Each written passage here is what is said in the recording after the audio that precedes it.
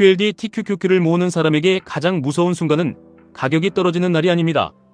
계좌가 크게 빠졌는데도 생활비와 대출이자 때문에 현금을 만들 수 없고 결국 가장 싼 가격에 자산을 팔아야 하는 순간입니다. 위기는 계좌부터 공격하지 않습니다. 소득과 현금 흐름을 먼저 흔들고 마지막에 좋은 자산을 빼앗아갑니다. 1997년 외환위기 당시 원달러 환율은 짧은 기간에 급등했습니다. 수입 물건값으로 4억 원을 준비했던 사람은 같은 물건을 받기 위해 8억 원에 가까운 돈을 마련해야 했습니다. 은행에 돈을 갚으러 걸어가는 몇 분 사이에도 갚아야 할 금액이 수백만 원씩 늘었습니다. 환율 상승은 뉴스 화면의 숫자가 아니라 누군가의 집과 사업과 가족을 동시에 흔드는 현실이었습니다. 그때는 대기업이 무리하게 빚을 내다가 무너졌습니다. 지금은 개인이 위험합니다. 자영업자는 이자와 임대료를 감당해야 하고 직장인은 월급이 그대로인데 식비와 교육비와 주거비가 올라갑니다. 대출 원금은 줄지 않는데 이자 부담은 커지고 통장에 찍힌 돈은 그대로인데 살 수 있는 것은 줄어듭니다. 그래서 원화통장에 1억 원이 있다는 사실만으로 안심하면 안 됩니다. 중요한 것은 숫자가 아니라 구매력입니다. 환율이 오르면 수입 원자재와 에너지 가격이 올라가고 건축비와 운송비와 생활물가가 따라 올라갑니다. 월급이 물가만큼 바로 오르지 않는 사람은 아무것도 하지 않아도 조금씩 가난해집니다. 많은 사람은 위기가 오면 그때 대출을 받거나 자산을 팔면 된다고 생각합니다. 하지만 실제 위기에서는 은행이 먼저 문을 좁힙니다. 담보가 있어도 대출 한도가 줄고 팔고 싶은 부동산은 거래가 끊기고 주식은 가장 낮은 가격에 팔아야 합니다. 주변 사람도 모두 어려워지기 때문에 돈을 빌려줄 사람도 사라집니다. QLD TQQQ 투자자에게 첫 번째 원칙은 수익률이 아니라 생존 기간입니다. 소득이 끊겨도 최소 6개월에서 12개월을 버틸 생활비가 따로 있어야 합니다. 월 평균 생활비가 400만 원이라면 최소 2,400만 원에서 4,800만 원은 투자 계좌밖에 있어야 합니다. 이 돈은 수익을 내기 위한 돈이 아니라 좋은 자산을 헐값에 팔지 않기 위한 돈입니다. 두 번째는 빚의 구조입니다. 변동금리 대출이 많고 매달 원리금 상환액이 소득의 30%를 넘는다면 공격적인 매수보다 부채를 먼저 줄여야 합니다. 계좌가 오를 때는 이자가 작아 보이지만 소득이 줄고 시장에 함께 빠지면 대출은 투자자의 시간을 빼앗습니다. 자기 돈으로 산 사람은 기다릴 수 있지만 빌린 돈으로 산 사람은 기다릴 수 없습니다. 외환위기를 먼저 알아차린 사람은 체면보다 생존을 선택했습니다. 비싼 사무실을 줄이고 임대료를 낮추고 직원 수를 조정하고 살던 집에서도 내려왔습니다. 한 달에 900만 원 가까운 임대료를 내던 공간을 포기하는 결정은 실패가 아니라 시간을 사는 결정이었습니다. 고정비를 줄인 사람은 살아남았고 살아남은 사람에게 다음 기회가 왔습니다. 사업이 무너지기 직전까지 갔던 사람도 홈쇼핑에서 한 번 방송할 때 2억 원씩 매출을 만들며 다시 일어섰습니다. 중요한 것은 위기가 끝날 때까지 버텼다는 사실입니다. 위기에서 성공한 사람은 바닥을 정확히 맞힌 사람이 아닙니다. 먼저 비용을 줄이고 현금을 남기고 기회가 왔을 때 움직일 체력을 지킨 사람이었습니다.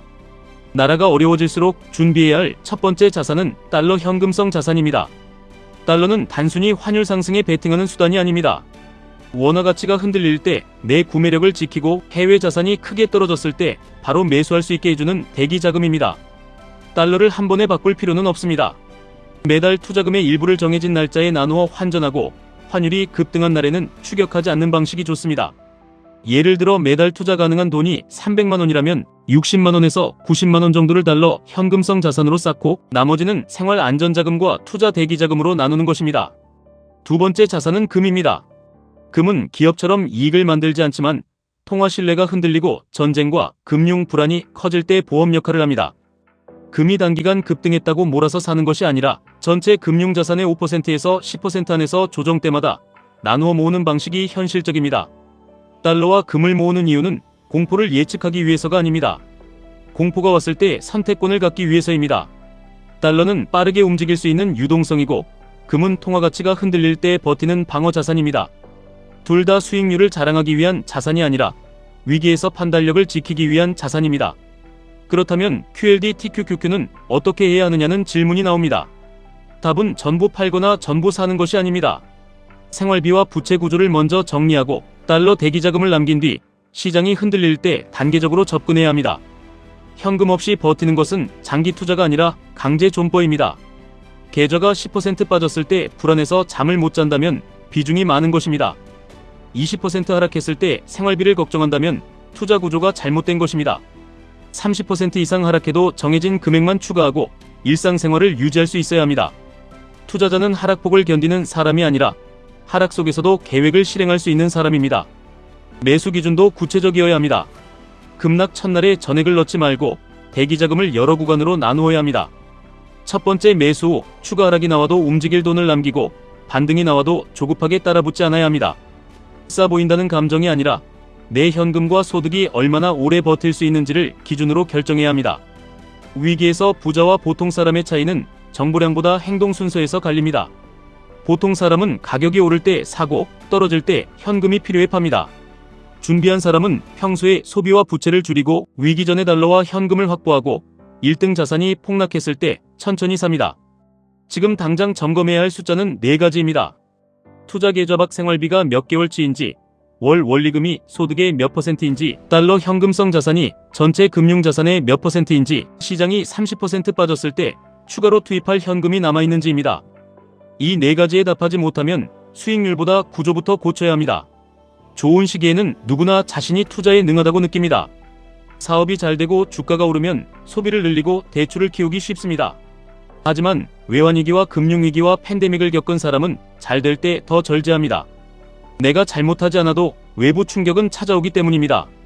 잘 될 때 남긴 현금이 어려울 때 가족과 계좌를 동시에 지킵니다. 나라가 어려워질수록 달러와 금은 더 큰 힘을 냅니다. 그리고 위기가 지나간 뒤에는 QLD, TQQQ 같은 성장 자산이 다시 계좌를 끌어올릴 수 있습니다. 그러나 순서는 반드시 지켜야 합니다. 먼저 생활비를 확보하고 빚을 줄이고 달러와 금으로 방어선을 만들고 그 다음 성장 자산을 모아야 합니다. 위기는 모든 사람을 가난하게 만드는 사건이 아닙니다. 준비하지 않은 사람의 좋은 자산이 준비한 사람에게 이동하는 사건입니다. 많이 사는 사람이 아니라 끝까지 버틴 사람이 다음 상승장의 주인이 됩니다. 지금까지 1분 투자 하이젠버그였습니다.